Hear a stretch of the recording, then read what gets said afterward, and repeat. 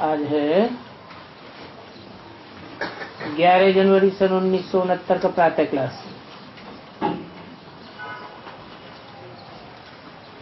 बाप बैठ बच्चों को समझाते हैं, क्योंकि ये तो बच्चे समझते हैं कि बेसमझ को ही समझाया जाता है। अभी बेहद का बाप ऊंचते ऊंचे भगवान आते हैं तो किसको पढ़ाते होंगे? जरूर जो बिल्कुल ही ऊंचते ऊंचे बेसमझ होंगे उनको भी पढ़ाते होंगे। इसलिए कहा जाता है विनाश काले विपरीत बुद्धि।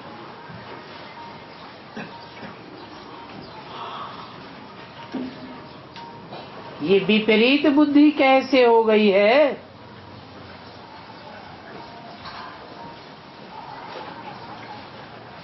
क्योंकि 84 लाख योनियां लिखी हुई है ना, तो बाप को भी 84 लाख योनियों में ले आए हैं।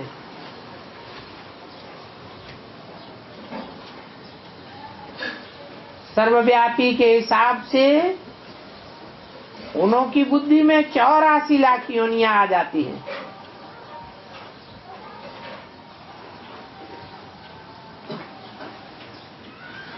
तो ये बात बच्चों को समझानी होती है ना।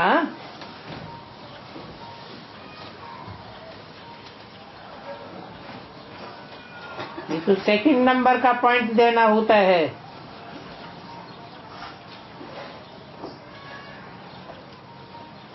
पहले नंबर का पॉइंट क्या है?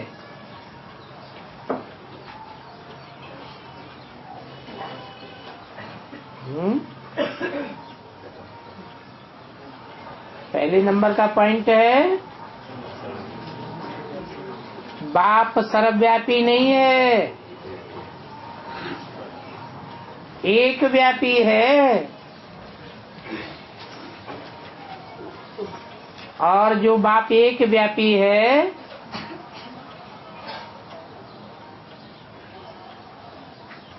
वो जन्म मरण के चक्र से न्यारा है। रामकृष्ण आदि तो जन्म मरण के चक्र में आए हैं,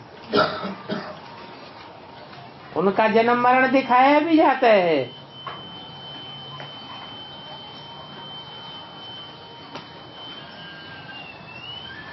तो बाप ने समझाया है जब कोई नया आता है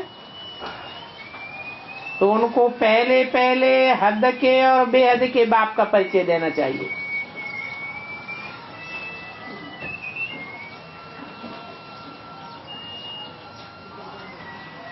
हद का बाप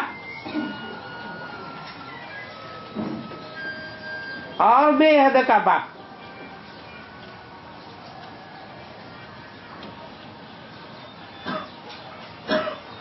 वो है बेहद का बड़ा बाप।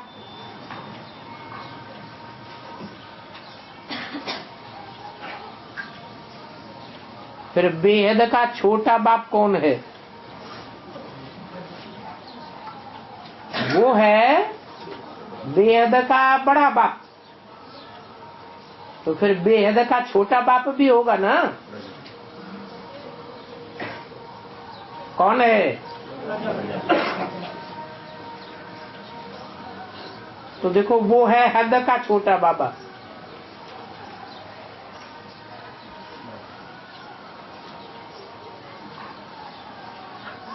वो है बाप।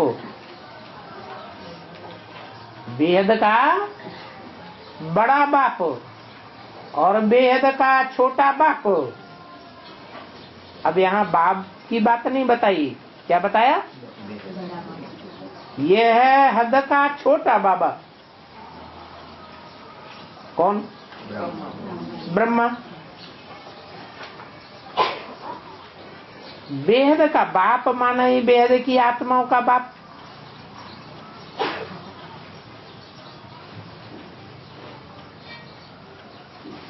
आत्माओं में बाप के सिवाय, बच्चे के सिवाय दूसरे कोई संबंध तो होते ही नहीं। तो आत्मा आत्मा बच्चे और आत्माओं का बाप वो बेहद का बाप है।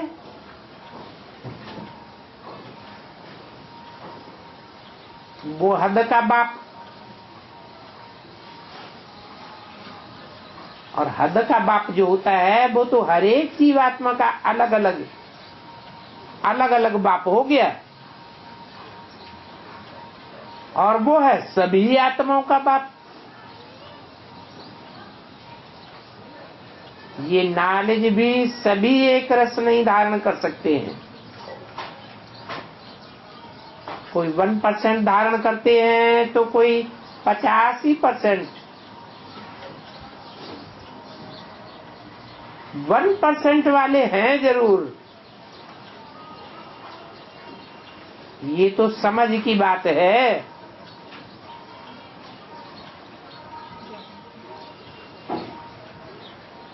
कोई सूर्यवंशी घराने वाले भी होंगे ना, राजा रानी तथा प्रजा।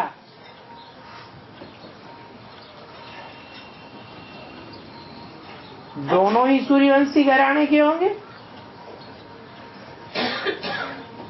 ये बात बुद्धि में आती है ना। प्रजा में सभी प्रकार के मनुष्य होते हैं। तो प्रजा माना प्रजा। बाप समझाते हैं ये पढ़ाई है, और हर एक अपनी बुद्धि अनुसार ही पढ़ते पढ़ाते हैं। हर एक को अपना अपना पार्ट मिला हुआ है। जिसने कल पहले जितनी पढ़ाई की है उतनी अभी भी करते रहते हैं। पढ़ाई कब छिपी नहीं रह सकती है, क्योंकि पढ़ाई के अनुसार ही पद मिलता है। बाप ने समझाया है कि आगे चलकर तुम्हारा इम्तिहान होगा जरूर।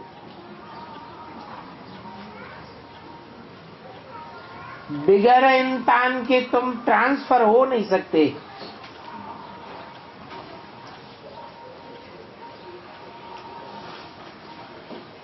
कब हुआ इम्तिहान? हुआ कि नहीं हुआ? है? हुआ? कब हुआ है? अरे कब हुआ? इम्तिहान होने की डेट सबकी अलग अलग है या एक ही है? अलग अलग डेट है।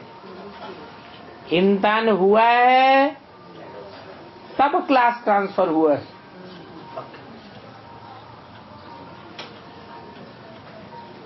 बिगड़ इम्तिहान के कोई क्लास ट्रांसफर थोड़ा ही होता है।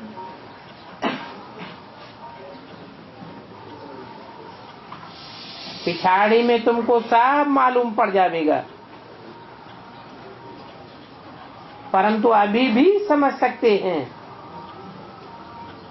कि हम किस पद के लायक हैं।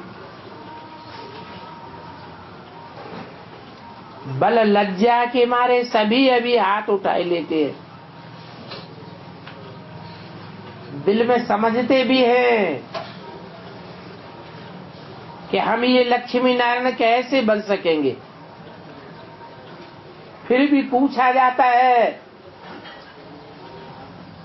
हाथ उठाओ लक्ष्मी नारायण कौन कौन बनेंगे, तो सभी हाथ उठाए देते।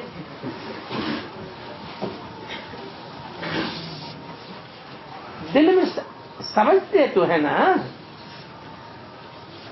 समझते हुए भी फिर हाथ उठाए लेना, इसको बेसमझ कहेंगे या समझदार कहेंगे?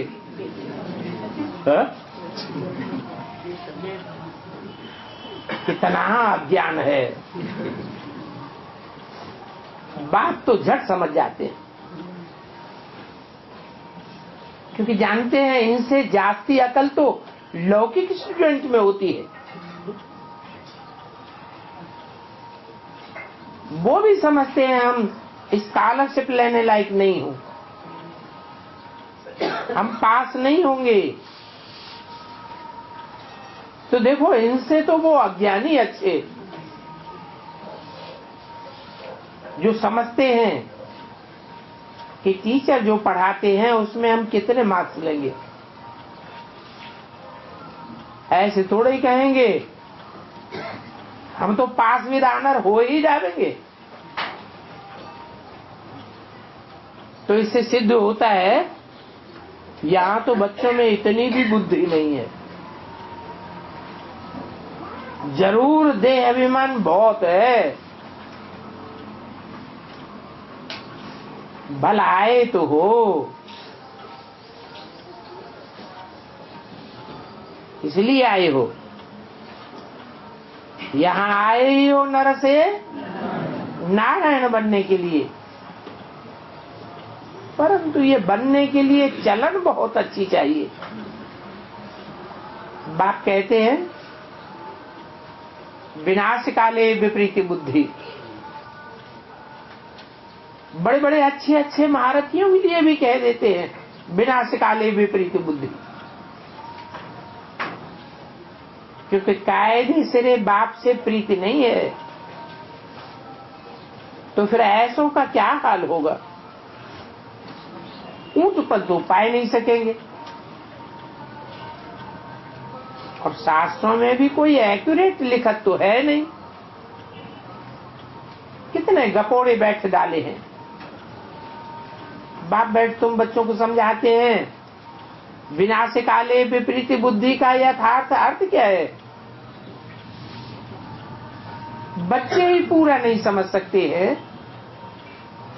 तो फिर और क्या समझेंगे। जो बच्चे समझते हैं हम शिव बाबा के बच्चे हैं, वो ही पूरा अर्थ को नहीं समझते हैं। बाप को याद करना ये तो बहुत गुप्त बात हुई,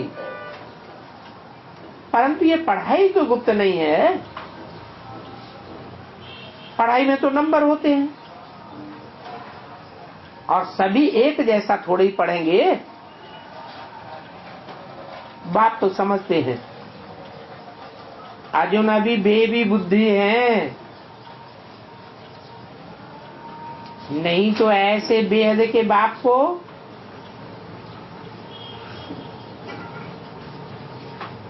तीन तीन चार चार मास में कब भी याद नहीं करते। ऐसे ऐसे बेबी बुद्धि भी है, मालूम कैसे पढ़े ये याद करते हैं, हैं? कैसे मालूम पड़े?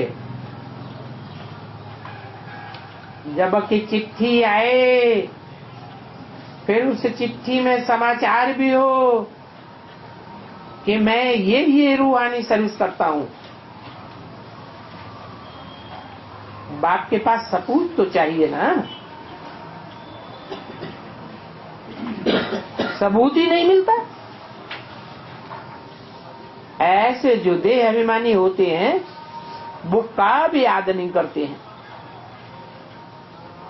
और फिर ना सर्विस का उनका सबूत आता है। सर्विस का सबूत दे ही नहीं सकते। कोई समाचार लिखते हैं कि बाबा फलाने फलाने आए, उनको हमने ये समझाया, तो बाप भी समझते हैं बच्चा जीता है। ये सर्विस का समाचार ठीक देते हैं। कई तो 3-4 मास तक कोई पत्र ही नहीं लिखते हैं।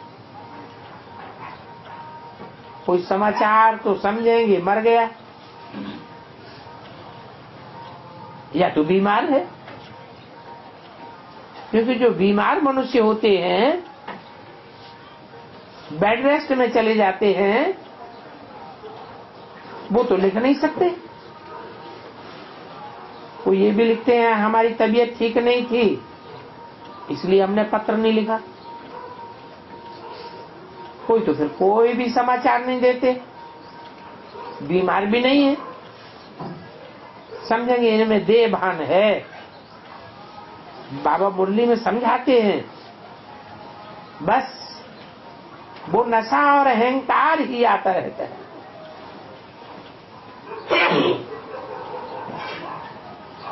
पत्र ही नहीं लिखते हैं तो फिर वो याद ठहरेगी कैसे? फिर बाप भी इसको याद करेंगे, सर्विस करने वालों को याद करेंगे, या जो याद ही नहीं करते, सेवा ही नहीं करते, उनको याद करेंगे। याद से याद मिलती है ना। ऐसे देह अभिमानी भट्टू बहुत हैं। रावण के ऊपर भी गधा दिखाया है।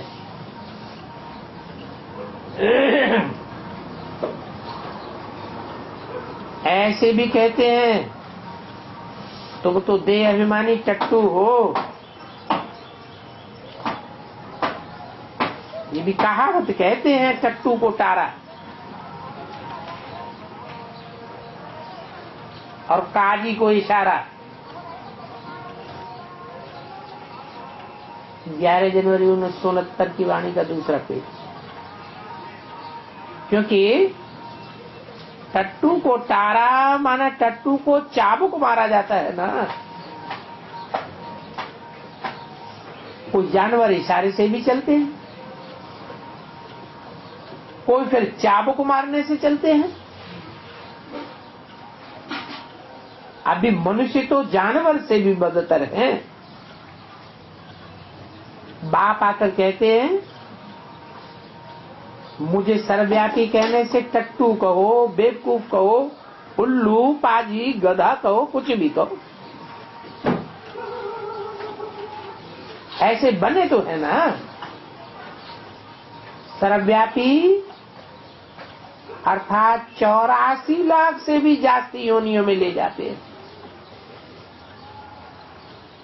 मनुष्यों को तो कहा जाता है पत्थर बुद्धि, और भगवान के लिए तो फिर कह देते हैं पत्थर भीतर सब के अंदर विराजमान। तो जैसे कि सभी की गालियां हो गई। इसलिए बाप कहते हैं मेरी कितनी ग्लानि करते हैं। अभी तुम तो समझदार नंबरवार बन गए हो, क्योंकि नंबरवार समझ गए हो। भक्ति मार्ग में गाते भी हैं आप आवेंगे तो हम बाहर ही जावेंगे। आपको ही हम वारसदार बनावेंगे। कि वारिस बनाते हैं जो कहते हैं पत्थर भीतर में हो, ये कोई वारिस बनाना हुआ क्या? कितनी ग्लानि करते हैं। तो बाप कहते हैं यदा यदा हि धर्मस्य। अभी तुम बाप को जानते हो तो बाप की कितनी महिमा करते हो। फिर कोई ऐसे भी हैं जो महिमा तो क्या, कब याद करके 2 अक्षर भी लिखते नहीं है, देह अभिमानी बन पड़ते हैं। माया पूरा टट्टू बनाई देती है। बाप को जैसे जैसे जानना चाहिए ऐसे नहीं जानते हैं। तुम बच्चे समझते हो हमको बाप मिला है, वो हमारा बाप हमको पढ़ाते हैं। भगवान वाच है ना, मैं तुमको राजयोग सिखाता हूं। तो बताओ विश्व की राजाई कैसे प्राप्त होती है? जरूर उसके लिए राजयोग सिखाता हूं। तुम अपन को थोड़े ही ऐसे समझते हो। हम विश्व की बादशाही लेने के लिए बेहद के बाप से पढ़ते हैं। अगर ये नशा हो तो अपरम अपार खुशी आ जाए। बल गीता भी पढ़ते हैं, फिर उसमें लिखा हुआ कृष्ण भगवान वाच, मैं राजयोग सिखाता हूं। बस इतना बुद्धि का योग व खुशी नहीं रहती है। गीता पढ़ने व सुनाने वालों में इतनी खुशी ही नहीं रहती है। गीता पढ़ करके पूरी की और गया अपने धंधे में। तुमको तो अभी बुद्धि में है कि बेहद का बाप हमको पढ़ाते हैं, और कोई की बुद्धि में ये नहीं आवेगा कि हमको भगवान पढ़ाते हैं। कृष्ण जो सभी से पूरे 84 जन्म लेते हैं, तो उनका नाम रख दिया। तो पहले पहले कोई भी आए तो उनको 2 बाप की थ्योरी जरूर समझानी है। बोलो, भारत पहले स्वर्ग था,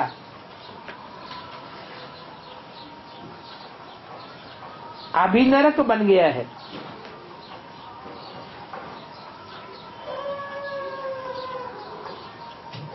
कब स्वर्ग था?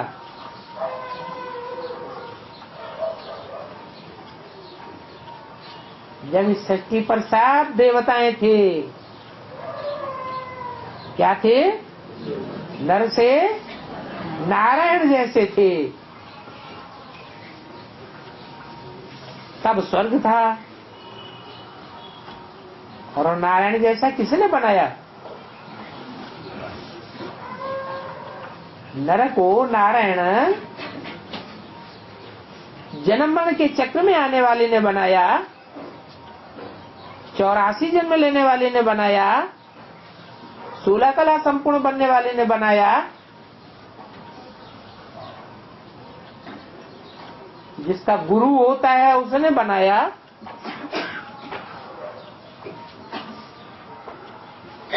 या जिसका कोई टीचर भी नहीं, कोई गुरु भी नहीं, कोई बाप भी नहीं, और जन्म मरण के चक्र में भी नहीं आता है, उसने बनाया।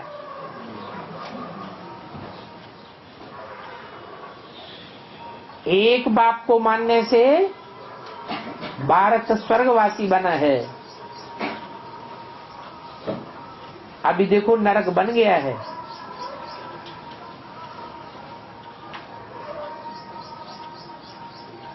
ये बात कोई भी समझ सकते हैं कि नरक कैसे बनता है और नरक कैसे बनता है। ये कलयुग है। मनुष्य को नर कहा जाता है, मनुष्यों को देवता नहीं कहेंगे। और इस कलयुग को सतयुग नहीं कहेंगे। ऐसे तो नहीं कहेंगे कि हम सतयुग में भी हैं और कलयुग में भी हैं। अर्थात तो स्वर्ग और नरक दोनों इकट्ठे हैं, नहीं कह सकते। किसको दुख मिला तो नरक में है, कोई सुखी हो गया तो स्वर्ग में है, कोई के लिए स्वर्ग है, कोई के लिए नरक है। ऐसे कह सकते हैं क्या?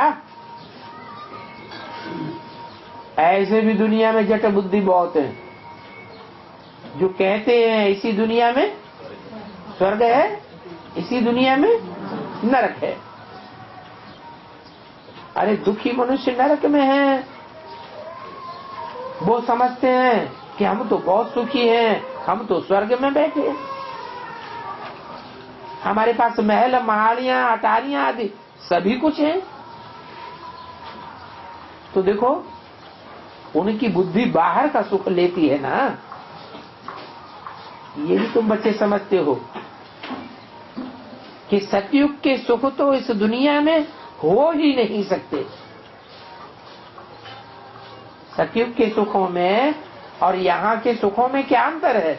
बल कोई सुखी कहते हैं, समझते हैं, परंतु अंतर क्या है?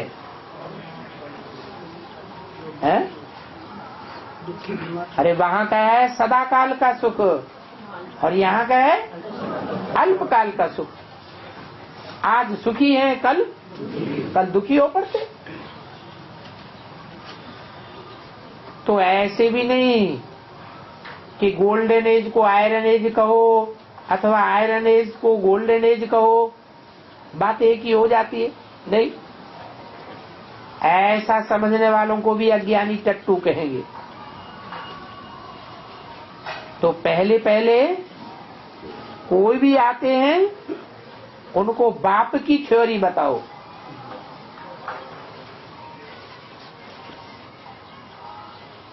बाप ही अपनी पहचान देते हैं।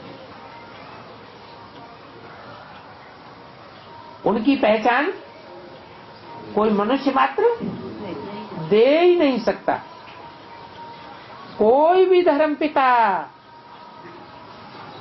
परम पिता परमात्मा की पहचान नहीं दे सकता, क्योंकि और तो कोई जानते ही नहीं है। क्यों नहीं जानते हैं? क्योंकि सब जन्म मरण के चक्र में आते हैं और भगवान तो जन्म मरण के चक्र में आता ही नहीं। वो दुनिया वाले तो कह देते हैं परमात्मा सर्वव्यापी है, परंतु अभी तो तुम चित्र में दिखाते हो, बताते हो कि आत्मा और परमात्मा दोनों का रूप एक जैसा है या अलग अलग है? एक ही रूप है। जैसा सांप होगा, सांप का बच्चा भी लंबा लंबा होगा। हाथी लंबा चौड़ा गोल मटोल होता है तो उसका बच्चा भी वैसा ही होगा। चींटी छोटी होती है तो उसका बाप भी छोटा ही होगा। जैसा बच्चा वैसा बाप।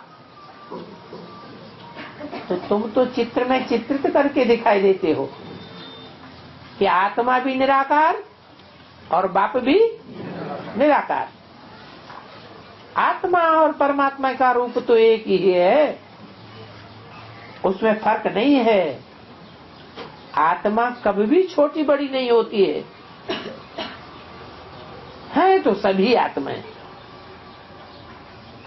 वो सभी आत्मा है, परंतु उनको परमात्मा नहीं कहा जाता। और उसको क्या कहते हैं? उसको कहते हैं परमात्मा। क्यों परमात्मा कहते हैं? क्योंकि वो सबकी पहुंच से परे है, परे ते परे धाम में रहने वाला है। अर्थात वो सदैव ऊंची स्टेज वाला है। वो कभी भी यहाँ आने वाला नहीं। क्या मतलब? यहाँ नहीं आता है? आता तो है, लेकिन बुद्धि से सदैव ऊंची स्टेज में रहता है या नीची स्टेज में आता है? ऊंची स्टेज में रहने वाला है। तो फिर वो चीज क्या काम की ठहरी जो कभी यहाँ आवे ही नहीं? बाप कहते हैं आता तो हूँ, पतित दुनिया में आता हूँ, पतित तन में आता हूँ, परंतु उसमें अटैचमेंट नहीं रहता।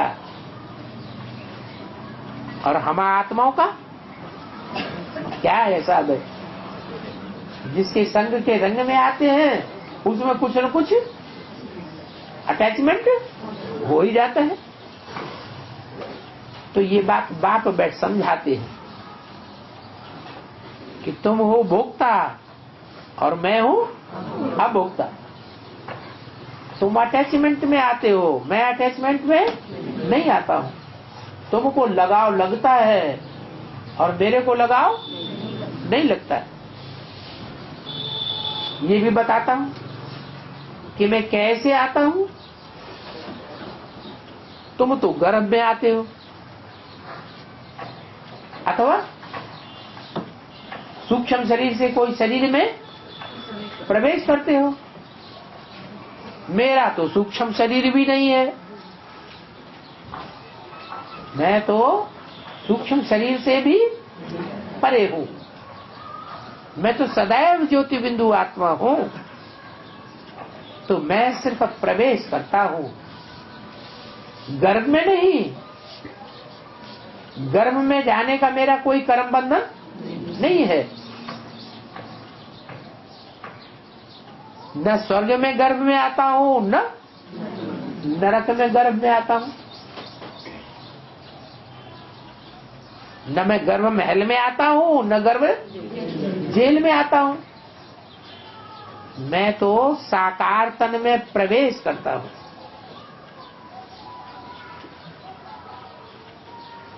और जो मनुष्य आत्माएं प्रवेश करती हैं सूक्ष्म शरीर से, उनका तो दबाव पड़ता है, क्योंकि उनके ऊपर अनेक जन्मों का पापों का बोझ है। इसलिए जिसमें भी प्रवेश करेंगी उनका बोझ है महसूस करते हैं। मेरे ऊपर तो कोई भी बोझ नहीं है, मैं तो हल्का फुल्का हूं। कब आता हूं कब चला जाता हूं किसी को पता भी नहीं चलता। इस ब्रह्मा को भी पता नहीं चलता है कि मैं कब आता हूं कब चला जाता हूं। ये तो जानते हो कि सभी आत्माएं परम धाम में रहती है, चाहे पाप आत्मा हो, चाहे पुण्य आत्मा हो, चाहे महान आत्मा हो, चाहे परमपिता परमात्मा हो। रहती कहाँ है सब?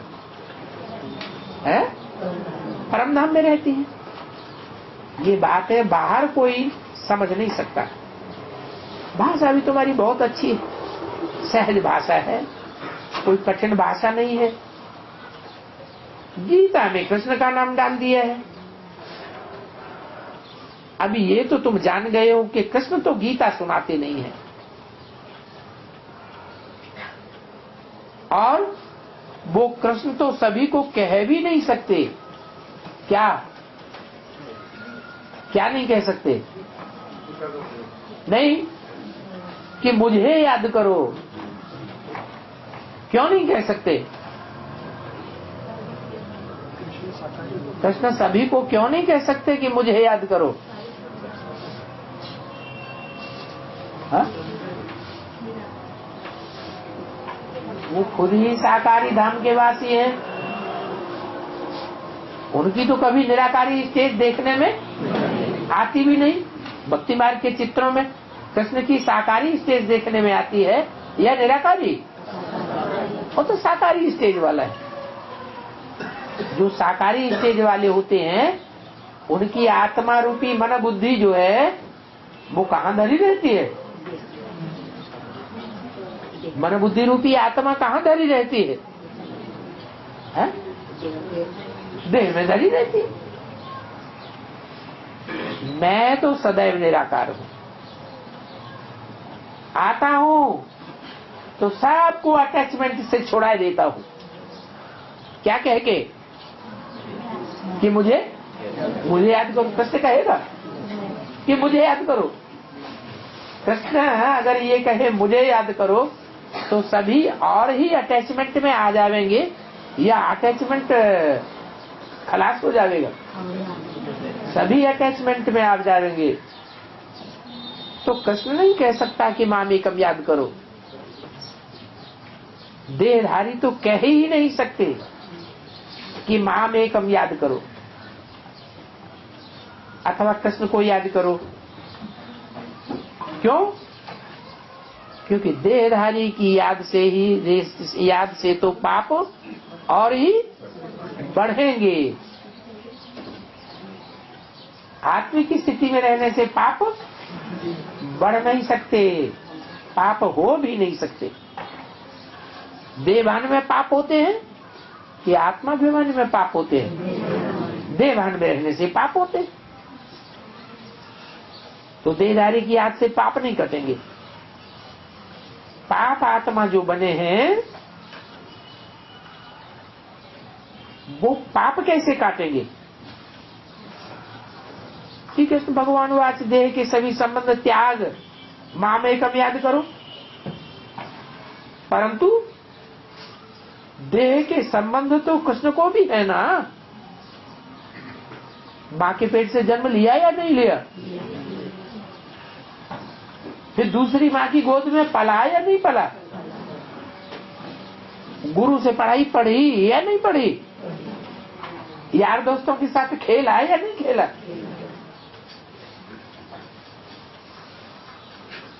सारे संबंध तो हैं। अनेक पत्नियां की या नहीं की? है? अरे सबके साथ एक जैसे संबंध थे या कोई के साथ प्रगाढ़ संबंध, कोई के साथ हल्के संबंध थे? हैं? अरे सबके साथ एक जैसे नहीं थे। राधा के लिए पूछेंगे तो कहेंगे नहीं ये तो महारानी है, और पटरानियों के बारे में पूछेंगे तो उनको नहीं ये राधा की कोटि की हो नहीं सकती। इससे क्या साबित हुआ है? संबंधों की प्रगाढ़ता उनके अंदर अलग अलग थी। तो देह के संबंध तो कृष्ण को भी हुए। फिर भी देखो कृष्ण की छोटे बच्चे के रूप में ज्यादा पूजा होती है। ये भी कितनी बड़ी भूल है क्या कि भगवान जो राजयोग सिखाने वाला है, राजयोग सिखा के राजाओं का राजा बनाने वाला है, वो छोटे के बच्चे के रूप में आवेगा। छोटा बच्चा राज को समझेगा? समझेगा ही नहीं तो समझावेगा क्या? समझावेगा? छोटा बच्चा राज को क्या जाने। कितनी भारी भूल कर दी है कि कृष्ण को गीता का भगवान बनाई दिया। राजयोग किसने सबक सिखाया? कहते हैं कृष्ण ने सिखाया। कितना बड़ा फर्क पड़ जाता है एक भूल के कारण। शिव बाबा को शिव बाबा ही समझकर पूजते हैं, कृष्ण को कृष्ण समझ करके ही पूजते हैं, राम को राम समझ करके ही पूजते हैं। ऐसे तो नहीं कहेंगे राम भी कृष्ण, शिव भी कृष्ण, कृष्ण भी कृष्ण। समझ लेते हैं जिधर देखता हूं कृष्ण ही कृष्ण। और वो कृष्ण तो नाम रूप वाला है। अरे आत्मा को तो जिधर देखो उधर विराजमान है ही। बाकी शरीर तो सभी के भिन्न भिन्न है ना, कि सभी जगह विराजमान है। शरीर को एक नियत स्थान चाहिए कि कहीं भी विराजमान हो सकता है। आत्मा सर्वव्यापी है, ये तो बिल्कुल राइट। आत्मा शरीर छोड़ती है, कहां की कहां चली जाती है। बाप परमात्मा तो सर्वव्यापी हो ही नहीं सकता, जिसके लिए कहते हैं सर्व का सदगति दाता है।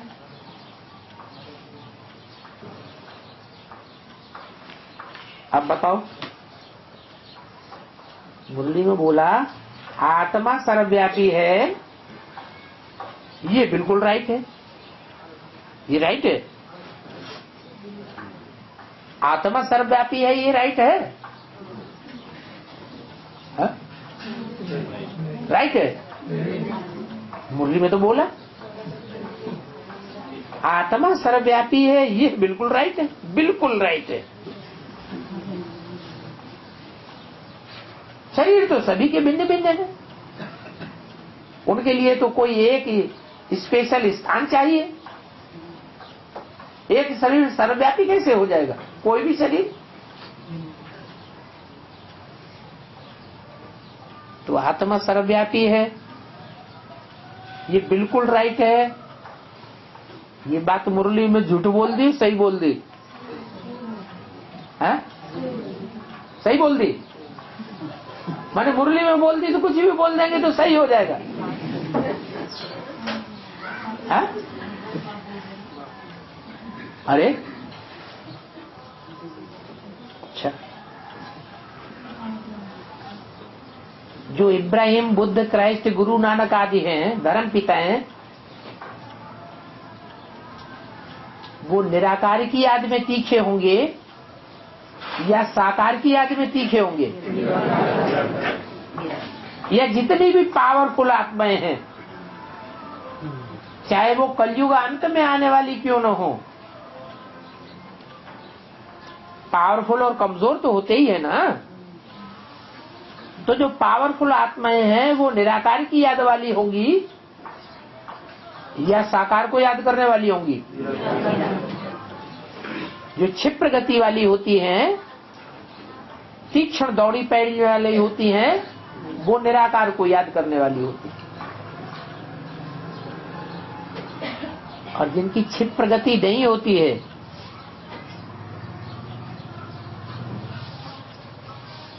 साधारण चाल होती है याद की, लेकिन रेगुलर होती है और निरंतर भी होती है, वो साकार को याद करने वाले होते हैं या निराकार को याद करने वाले होते हैं? है? निरंतर याद साकार की हो सकती है या निराकार की हो सकती है? साकार की याद निरंतर हो सकती है। तो जो साकारी याद वाले हैं वो संसार में जास्ती होंगे या निराकार को याद करने वालों की संख्या जास्ती होगी? है? निराकार को याद करने वालों की संख्या जास्ती होगी। पक्का करके बताओ। है? सहज है साकार की याद, कठिन है बिंदु की याद।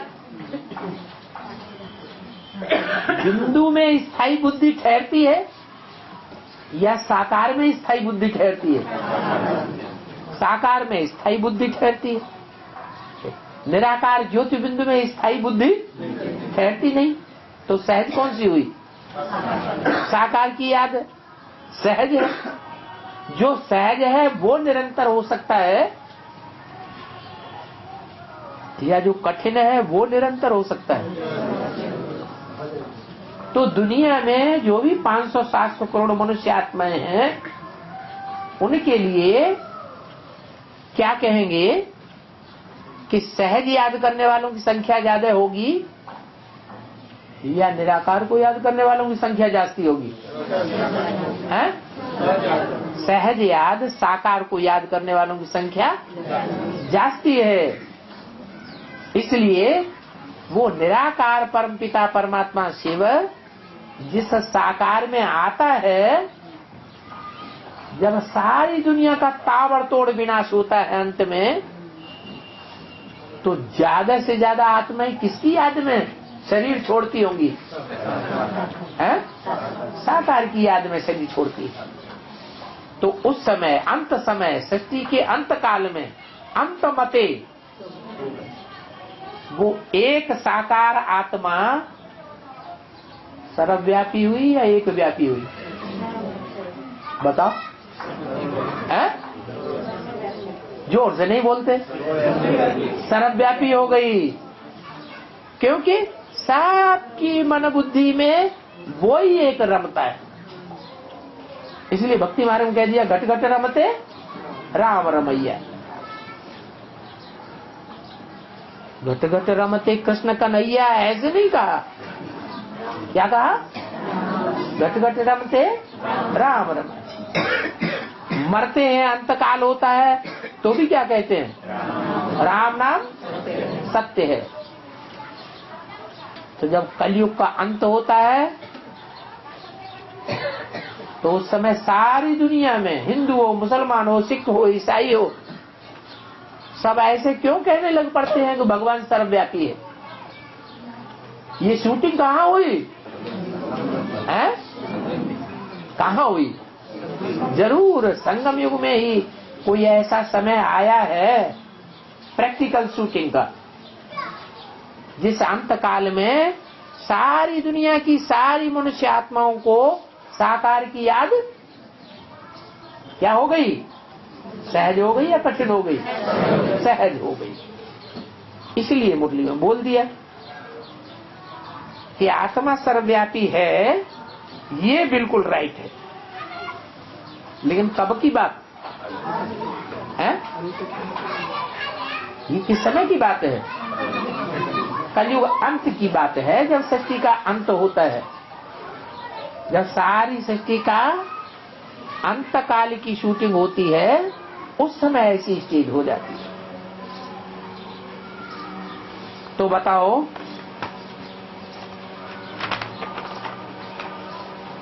क्या वो परमपिता परमात्मा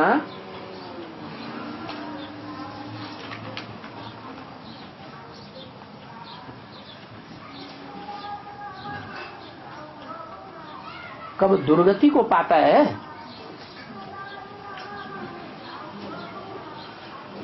है?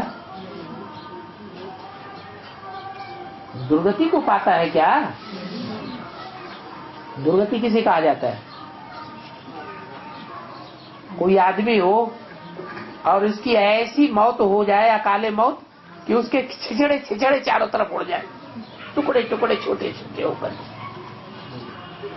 तो उसकी मौत दुर्गति वाली हुई या सदगति वाली हुई? है? दुर्गति वाली मौत कहेंगे। तो क्या परमात्मा दुर्गति को पाता है? है? जो सर्वव्यापी हो गया, तो दुर्गति को कौन पाता है? अरे परमपिता परमात्मा शिव तो कभी न दुर्गति को पाता है न सदगति को पाता है। फिर इस दुनिया में कौन है जो सबसे जास्ती दुर्गति को पाता है और सबसे जास्ती सदगति को भी पाता है?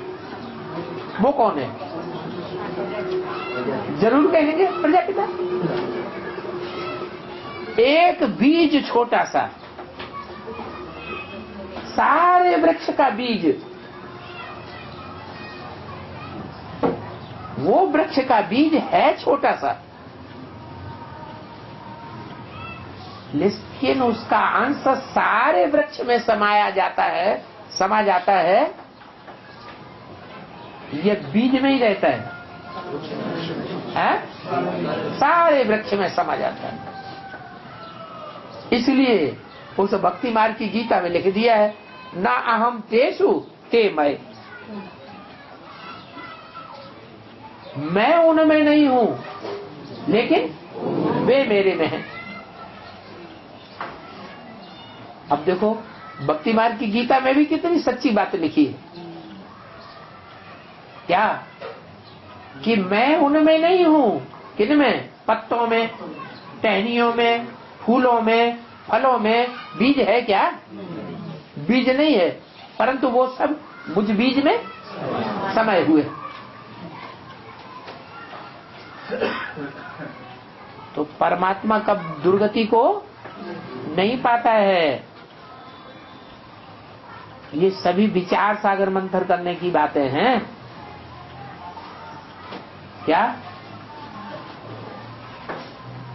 कि मनुष्य सृष्टि का बीज जो है वो सारे मनुष्य सृष्टि वृक्ष में व्यापक होता है, या परमपिता परमात्मा शिव व्यापक होता है? कौन व्यापक होता है? अरे जो प्रजापिता वाली आयत, अगर नीम का बीज है तो नीम के बीज में जो कड़ुआहट है वो सारे वृक्ष में वो कड़ुआहट फैलेगी या नहीं फैलेगी? तो नीम का बीज सर्वव्यापी है वृक्ष में, या कि परमपिता परमात्मा शिव वो सर्वव्यापी है? जो कहाँ की बात कहाँ ले गए हैं और उसका समाधान किसी को मिल ही नहीं रहा। क्या समाधान? कि संसार में जो बात देखने में आती है, सुनने में आती है, वो शूटिंग पीरियड में होनी चाहिए या नहीं होनी चाहिए? है? होनी चाहिए। तो यहाँ शूटिंग पीरियड में ये बात देखने और सुनने में आ जाती है, समझने में भी आ जाती है। बाकी ये नहीं कहेंगे कि परमपिता परमात्मा दुर्गति को पाता है। वो न दुर्गति को पाता है ना सदगति को पाता है। तो देखो, ये सभी बातें विचार सागर मंथन करने से आती है। टाइम वेस्ट करने की बात नहीं है कि हम विचार सागर मंथन क्यों करें, इसमें तो टाइम वेस्ट हो जाएगा। टाइम वेस्ट होता है? विचार सागर मंथन करने से टाइम वेस्ट होता है या हमारा निश्चय और दृढ़ बैठता है?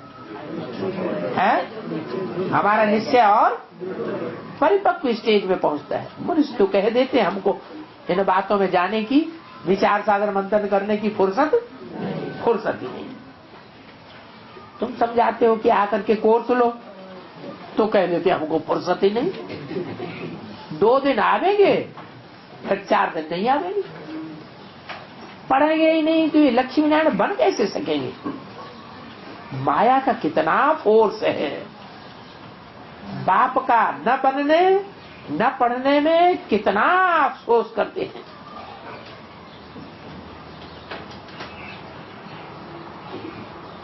नई बात तो नहीं है, कल्प कल्प ऐसे होता है। बात समझाते हैं, जो सेकंड जो मिनट पास होता है वो हूबहू रिपीट होता है, अनगिनत बारी रिपीट होता रहेगा। अभी तुम बाप द्वारा सुन रहे हो, क्या कहा है? किसके द्वारा सुन रहे हो? बाप द्वारा। द्वारा कोई मीडिया है क्या? मीडिया साकार होता है या निराकार होता है? तो कौन से बाप की बात है? बाप द्वारा सुन रहे हो। शिव बाबा खुद जन्म मरण में नहीं आते हैं। भेंट की जाती है कि पूरा जन्म मरण में कौन आता है, बताओ? शिव बाबा है? पूरा जन्म मरण में कौन आता है और न आने वाले कौन हैं जो पूरे जन्म मरण में नहीं आते हैं? शिव बाबा पूरे जन्म मरण में नहीं आते हैं।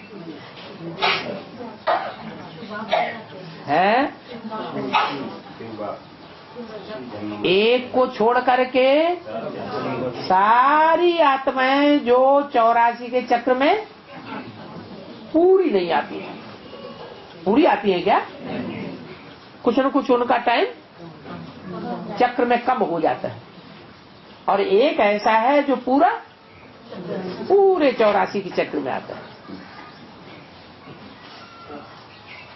अभी तुम समझ गए हो? सिर्फ एक बाप ही है जो जन्म मरण में नहीं आता है। वो कौन सा बाप है? आत्माओं का बाप। बाकी तो सभी आते हैं। इसलिए चित्र भी दिखाया है, ब्रह्मा और विष्णु 2 ही जन्म मरण में आते हैं।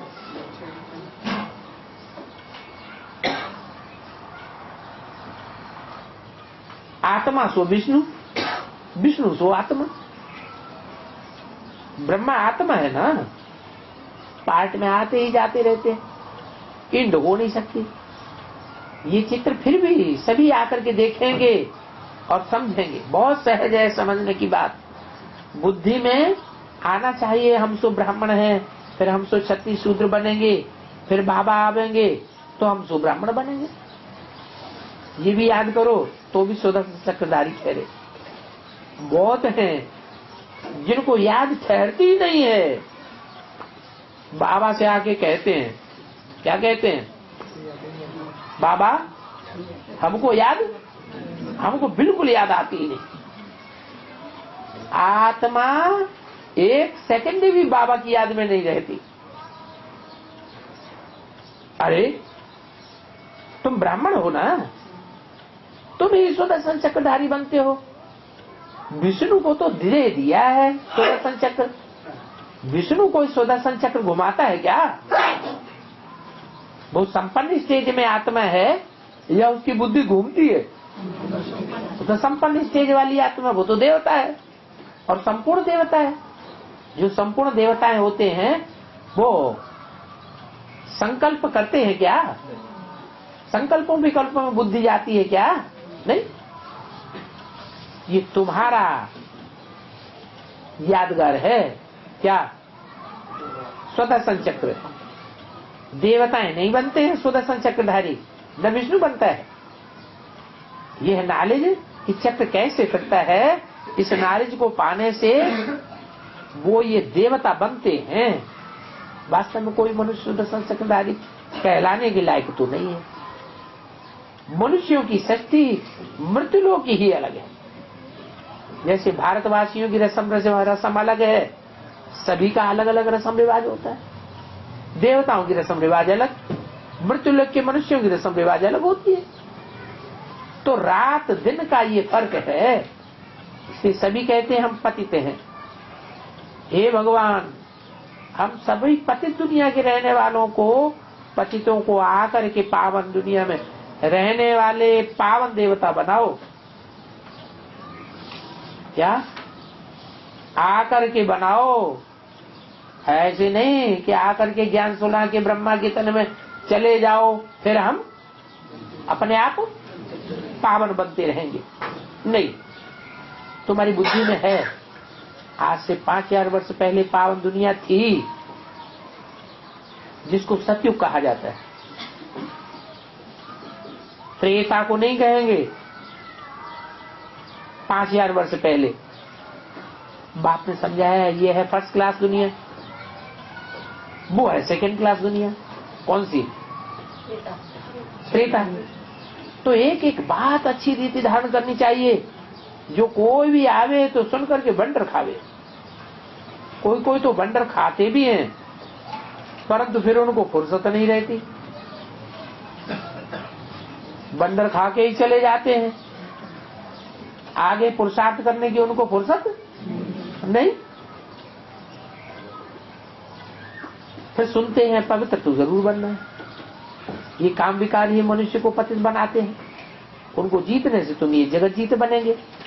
बाप ने कहा भी है, काम विकार पर जीत पहनो। काम जो इन्हों की पूंजी है, इसके लिए बोलते नहीं हैं, कहते हैं कि मन को बस करो। अब मन अमन हो जाए फिर तो ये शरीर ही नहीं रहेगा। क्या कहा है? मन अमन हो जाए, मन उसमें रहे ही नहीं, फिर ये शरीर रहेगा क्या है? बाकी मन अमन तो कब होता ही नहीं है। देह मिलती है कर्म करने के लिए, तो फिर कर्मातीत अवस्था में कैसे रहेंगे? कर्मातीत अवस्था कहा जाता है मुर्दे को। क्या कहा? बाप आकर तुमको जीते जी शरीर से न्यारा। तुमको भी शरीर से न्यारा बनने की पढ़ाई है। शरीर से आत्मा अलग है। आत्मा परम धाम की रहने वाली है। आत्मा शरीर में आती है तो उनको मनुष्य कहा जाता है। शरीर मिलता ही है कर्म करने के लिए। एक शरीर छूट जाएगा, फिर दूसरा शरीर आत्मा को लेना है कर्म करने के लिए। शांति तो तब रहेगी जब कर्म न करना हो। कर्मेंद्रियां हैं तो कुछ न कुछ कर्म तो करते ही रहेंगे। आंखें हैं तो क्या करेंगी? है? देखना बंद कर देंगे? आंखें हैं तो देखना तो हो गई। मूल वतन में कर्म नहीं होता, क्योंकि वहां कर्मेंद्रियां होती ही नहीं। सूक्ष्म वतन की तो बात ही नहीं। सूक्ष्म वतन की बात हो ही नहीं सकती। सृष्टि का चक्र यहां फिरता है, तो बाप को और सृष्टि के चक्र को जानना है। इसको ही नॉलेज कहा जाता है। सूक्ष्म वतन का तो नाम ही नहीं लो। क्या कहा है? सूक्ष्म वतन का नाम ही नहीं। न सफेद पोषधारी होते हैं, न जेवर वाले होते हैं, न उनको नाग बलाएं होती हैं। ऐसे कोई शंकर आदि नहीं होते हैं। कहाँ? सूक्ष्म वतन में। बाकी ब्रह्मा और विष्णु का राज बाप समझाते रहते हैं।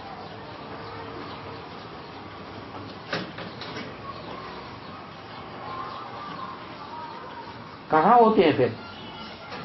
सूक्ष्म वतन होता नहीं। ब्रह्मा विष्णु शंकर जैसे नाग बलाएं, इतने अस्त्र शस्त्रधारी, ऐसे वहां होते नहीं। तो ये कहाँ की बात है? हैं? अरे साकार दुनिया की ही बात है कि जो मनुष्य आत्माएं ऐसी आकारी स्टेज में टिक जाती हैं, मनन चिंतन मंथन की स्टेज में रहती हैं, उनको ये सूक्ष्म वतन दिखाया है। तो देखो विष्णु के दो रूप भी तो यहाँ है ना। कोई सूक्ष्म वतन में थोड़े ही होते हैं। वो सिर्फ साक्षात्कार करने के कारण पार्ट ड्रामा में डूबा हुआ है। जो दिव्य दृष्टि से देखा है, ये तो आंख पतित क्रिमिनल है, तो इन आंखों से पवित्र चीज देखने में नहीं आ सकती। लायक ही नहीं है, इसलिए दिव्य दृष्टि ज्ञान का तीसरा नेत्र चाहिए। जब तुम कर्मातीत अवस्था को पावेंगे अर्थात देवता बनेंगे, इन आंखों से देवताओं को देखते रहेंगे। बाकी शरीर में आंखों से कृष्ण को देख नहीं सकते। बाकी साक्षात्कार किया है, वो भी क्या हुआ? इस साक्षात्कार से कुछ मिलता थोड़ा ही है। अल्पकाल के लिए खुशी हो जाती है, कामना पूरी हो जाती है। तो देखो ड्रामा में साक्षात्कार की भी नूंद है।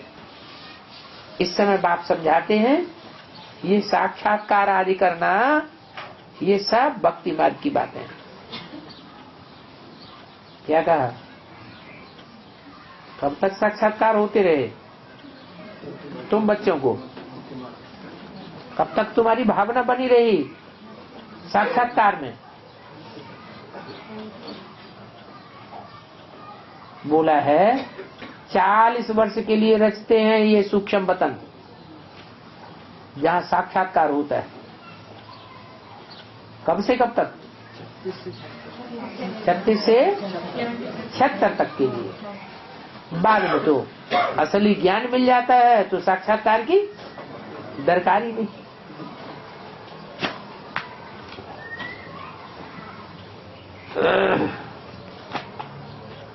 साक्षात्कार से प्राप्ति कुछ भी नहीं होती है। अच्छा, ओम शांति।